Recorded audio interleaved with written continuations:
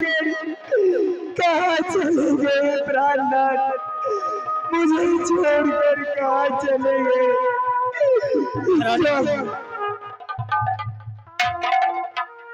ये बताओ, और स्वामी बेटा रोहित कहाँ है? सबसे पहले तो आप ये बताइए, आप स्मशान में? महारानी, मैं तो इसी स्मशान में रहता हूँ। अपने मालिक को आज्ञा को मैं पालन करता हूँ।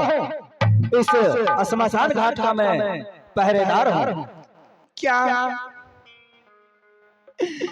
मेरे प्राणनाथ और स्मशान के मालिक नौकर? हाँ महारानी। महारानी, अच्छा ये बताओ, तुम अकेली हो? बेटा रोहित कहाँ है?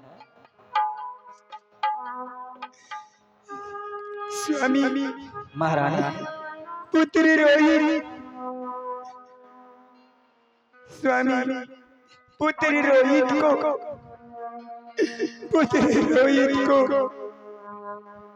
बोलो क्या हुआ रोहित को?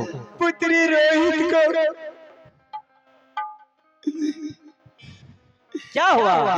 पुत्र रोहित को सर भी नहीं रच लिए। नहीं,